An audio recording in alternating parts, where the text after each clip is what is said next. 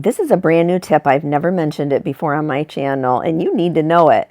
Hi friends, Tracy here from the Sewing Channel. Merry Christmas. So here's the deal. Usually I finish all my quilts from start to finish in every single video.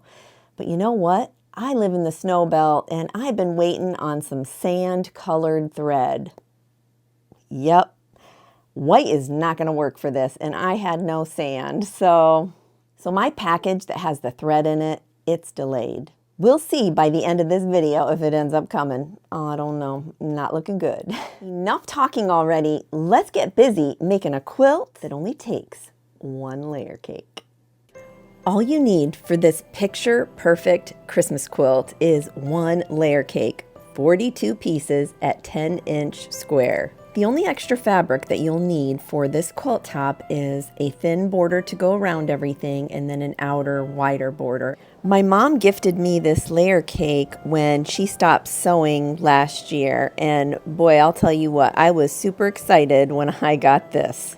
I just knew that this layer cake was going to be absolutely perfect for my picture perfect Christmas quilt. The fabric is called Under the Mistletoe by Three Sisters from Moda, and it is discontinued, so sorry about that. You won't be able to find it, but they have a ton of great fabric. I've linked both of these beauties right here down in my description box. You better hurry. They're probably going to go quick.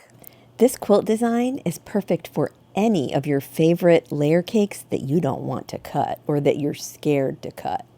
Let me get right into a tip here for you. You see that gap right there, how the fabrics don't match up? Layer cakes tend to be like that, and I don't like it at all. So what I do to fail-proof this is to steam them, each one, so that they shrink down. Yes, they shrink. Steam does that. I'm the type of quilter that needs to know what I'm working with right off the bat. So if I shrink them all, then I'll know exactly what I'm dealing with. And you can see here after shrinking, yeah. So I went ahead and just trimmed off that little bit of extra because the cream colored one tended to be the 10-inch square. I paired two at a time, a light and a dark out of the layer cake. I cut 2 1/4 inch strip off the top and off of the bottom, which left me 2 slivers there, and this middle section. On the one side, I'm going to cut 2 1/4 inches off, and then rotating my mat, there's another tip for you. Get one of those, they're handy. You're going to cut off another 2 1/4 inch strip, which leaves you with these squares in the center, 2 long strips and 2 short strips of each of the fabrics. Now you can pair up a light and dark together using all of the strips and then one of the centers. And contrast as best as you can, like see the red and the blue? It goes really good with that cream. You know, you can really see it, which on my finished quilt, I didn't really do that great of a job on it. I thought I did, and I should have probably taken more time on it, but that's how you put it together. And I'm going to show you how I sewed them together here in a sec. Here with this stack, I tried to cut 4 at a time, and I did not like that at all. It seemed like it was just too much. So if I was you, I would just stick with cutting 2 at a time. And you don't have to keep them paired up when you cut them, because what I ended up doing was just cutting all of them, even after I had paired them together, and separated them anyways into piles and then re-chose. It was really hard for me to see what I had and what I wanted to go together. I still ended up messing up in the end and put some together that really should have gone with another pattern in the line. But you know, what can you do when you're in the moment and you're doing it? You really can't see what's going on sometimes until the end, right? So when I was all done cutting, I went ahead and put all my squares in a light pile and all my squares in a dark pile, and the same with the strips. And then it was really easy for me to tell what I had and what I wanted to pair up with in the moment. So that's what I'm doing right here, is just sorting through, and I'm just like so appreciative of this fabric. It's so beautiful. The video does not do it justice. Let me tell you, in person, this fabric is stunning. Once everything is all paired up, you have your strips with your squares, you're then going to take the short sides and attach those to the square first, using a 1/4 inch seam allowance, just like you would with any other quilt pattern. And then I'm going to attach the other side right here. After both short sides were on, I then finger pressed them away from the square with my nail there, you can see. And then I'm going to attach the long side on the one side and the long side on the other side. And then I'm going to finger press that just outward again.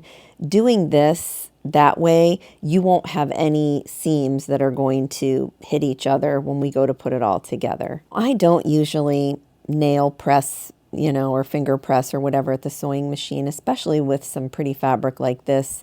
You know, I don't want to mess it up, but I honestly should have taken it to the ironing station and pressed it instead of finger creased it before I added on the long pieces, because in the end, sometimes there is, you know, not laying flat type thing going on, I guess. I don't know how else to explain it, but I will show you later on in the video what I mean once I sandwiched it all together, what actually happened. I probably should have, like I normally always do, you know, and I don't know why I finger pressed it this time, but I did. I was thinking, oh yeah, it'll be fine. I'll get away with it, but no. Mm-mm. We wish you a Merry Christmas. We wish you a Merry Christmas. We wish you a Merry Christmas and a Happy New Year.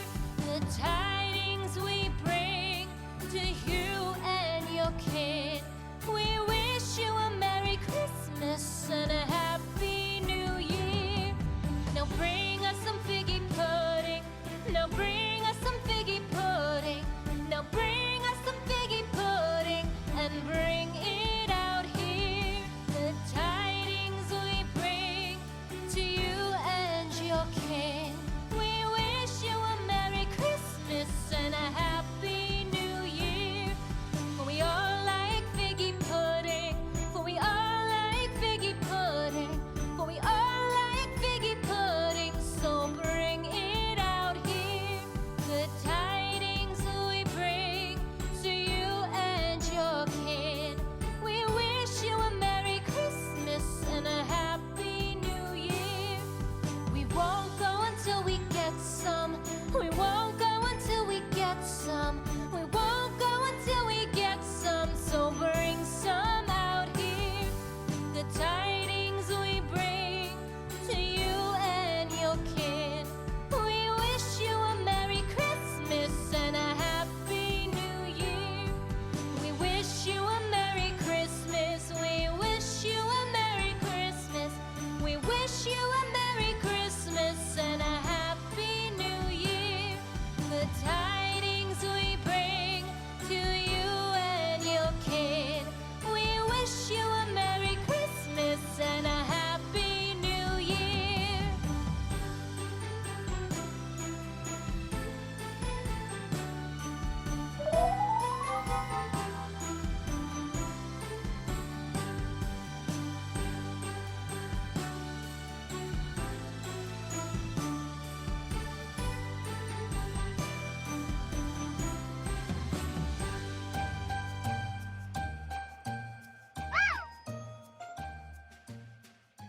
After you have a bunch of them all sewed up, just like you see what I have here, you're then going to take it to the pressing station and give it a good hot press. We want these to lay nice and flat. Now I did fight with mine a bit because I should have, like I said earlier in the video, pressed down those two short sides before I added the long ones. You know, I do know better, but I didn't, you know, do what I know to do. I want you to notice the bowing right there within the stripe. I don't like that. I fix that here in a minute by just tightening up that seam allowance so that stripe looks more straight on that strip of fabric. Yeah, it happens. What are you gonna do? On the first day of Christmas, my true love gave to me a partridge in a pear tree. On the second day of Christmas, my true love gave to me two turtle doves and a partridge in a pear tree. On the third day of Christmas, my true love gave to me. Now to trim up these squares. Now this might be a bit unconventional, I'm not sure, but what I did was aim to fold it right in half, making sure that that center square was true up with the other side of the square. I hope that makes sense. So from the fold over to the edge, you want to measure 4¼ inches. Now you can see here, I placed a piece of tape so that I did not go under or over that line. I was more worried about going under it because I didn't want to cut myself short because I only had, you know, a certain amount of layer cakes to work with here, right? I mean, I've totally been known for cutting it too short. Okay, so just saying. So then you're just going to, after you trim that at 4¼ you're going to flip and fold it the opposite way, now using the fold from that side at 4¼ inches over, following that piece of tape that you put on your ruler, and then trim it. And at this point, it should be totally square. I didn't check to see what exactly the square was in the center. I just made sure that the entire block itself was 8½ inches unfinished. Day of Christmas, my true love gave to me 4 calling birds, 3 French hens, 2 turtle doves, and a partridge in a pear tree. On the 5th day of Christmas, my true love gave to me 5 golden rings, 4 calling birds, 3 French hens, 2 turtle doves, and a partridge in a pear tree. On the 6th day of Christmas, my true love gave to me 6 geese a-laying, 5 golden rings, 4 Now arrange them how you want to see them in your finished quilt, up on your design wall, or you can use a floor, whatever works for you. I will be sewing 6 across and 7 down. A huge tip I can give you when trying to figure out where you want what where, take a screenshot with your phone of the finished quilt as you want to see it, and then you're going to go into your photos and edit it and make it a black and white photo. You can tell by looking at the black and white photo where you have most of your darks and most of your lights, and you can gauge that to see where you can, you know, spread it out so that it's not all bunched up together. Be very mindful when you go to sew each block together. You see those seams right there on the side of the block? There's 2 seams where that short end is. You want to make sure that you do not connect it to another short strip. You want to turn the next block so it is the long strip connecting to the short strip. That way there's no seams that we have to worry about nesting or anything like that. It goes together easy peasy, no problems whatsoever. When you open up the blocks where they come together right there, you can see that you can press it over easily to one side. It's the side where the 2 seams are not. So I have 2 rows all sewn up, and you can see there I did put that 2-inch top border on there because I wanted to see how it would look with the colorway that was happening within the layer cake, and it ended up working out fine. So I went ahead after I sewed all my rows together and sewed, you know, all the blocks together. I then put that 2-inch snowflake border on, and then I added that black star fabric. I just thought it added a little bit of magic. Now it doesn't really go with the colorway with the, you know, the layer cake, but somehow it works. I don't know, it just does. I wanted to use a 100% cotton quilt batting, and this Wrap and Zap truly did meet what I needed here. You see, Wrap and Zap is free of any chemicals whatsoever because it's made to go in the microwave, so it definitely is 100% cotton, and I love that. So I did have to Franken bat it together, but you know, it is what it is. All I did was zigzag it on my other Juki sewing machine. Now I'm using a linen backing on this particular quilt, and I know that linen is extremely shifty because of the looser weave. So I'm trying to connect my quilt top and my batting together only right now. And so I just laid my batting down, and then I laid my quilt top on top of that using my spray based. And that worked really well. And you can see here, I'm just, you know, spraying and rolling out and all that good stuff. Now, this is the linen backing right here. It's a standard 100 OEKO text. Now, I will link it below. This label ensures that there were no harsh human damaging chemicals used in it. And I like that too. Now I absolutely do pre-wash in warm and throw this linen in the dryer. Absolutely. You want to do that too. And then you want to go ahead and just iron it. And the tip I can give you on that one is lay it on your bed and give it a good hot press. So remember, we've already put the batting and the quilt top together and set that aside. And then you're going to lay your backing wrong side facing up and then lay that rolled edge onto one of the ends, top or bottom of your backing, and spray that and get that started so those both adhere together. And that's what I'm doing here. I'm getting that first initial anchoring down. I've centered it on the quilt. I've left enough space, you know, where the batting and the edge of the backing is. And yes, I'm in my pajamas, so no worries, though I try not to show it in this video. So yeah, it was hard, but you know, a lot of zooming in and out, so bear with me. But after you anchor that, you're just going to continue spraying little bits at a time and then rolling them, you know, out away from you and pressing with your hands to make sure that everything is nicely sandwiched together. Doing this now, taking the time and consideration to make sure that everything is flattened together, will aid you later when you're quilting this quilt.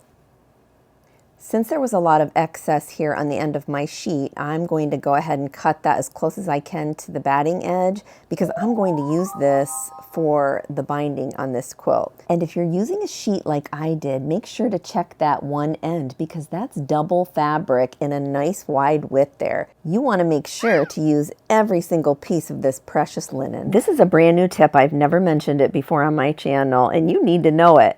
Have you ever been quilting your quilt sandwich together and you attach the corner backs or the side backs to the back of the quilt, which totally shouldn't, you know, be attached there? Yeah, well, I've done that probably one every other quilt. So now I take those pins and I curl that back so that way I ensure that I will not stitch that to the back of my quilt like I have so many times and had to unpick it. Oh yeah, it happens to me too. This quilt is all sandwiched up and ready to be quilted. And you can see how all of the edges along the sides even I've curled up and I've pinned because I do not want to sew them to the back. Okay, remember that part earlier in the video where I said I should have pressed the two short sides down first before adding the long ones and that I'd show you later? Well, I'm showing you. You see how that fabric pulls a little bit and bows a little funny there? That is from a continuation from all of the blocks coming outward, not being properly ironed, pressed down before I added the next strip. I can guarantee you I've made a ton of quilts, a ton, and that wouldn't happen if I would have pressed it properly. So live and learn. The Lord is come. Let earth receive her King. Let every heart prepare him room. And heaven and nature sing. And heaven and nature sing. And heaven and nature sing. Joy to the world, the Savior reigns. Let men their songs employ, while fields and floods, rocks, hills and plains repeat the sounding joy. Repeat the sounding joy. Repeat, repeat the sounding joy. No more let sins and sorrows grow. No thorns infest the ground.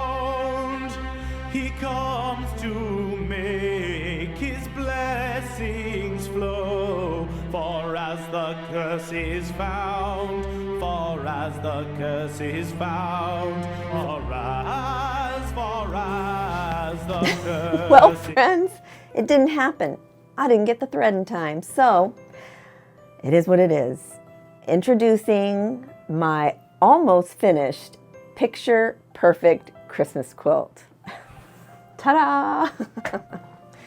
Yeah, I know. Well, you can almost imagine that it's quilted, right? When I get the thread, you can be assured that I am going to quilt this with my camera on so you can see what I actually do with this picture perfect Christmas quilt. So how do you think I should free motion quilt this? Do you think I should do little holly berries everywhere, maybe some berries with the little, leaves on it? I've done that before. How about some Christmas trees? How about a string of lights all through it? I don't know. Give me your ideas down in the comments. I'm going to read them all. You can trust it. So many things are happening in the quilting world, like the 3 Quiltamigas Quilt Retreat coming this April. Those tickets, they're selling quick. So make sure that you reserve your spot today. Until next time on the Sewing Channel, Merry Christmas and take care.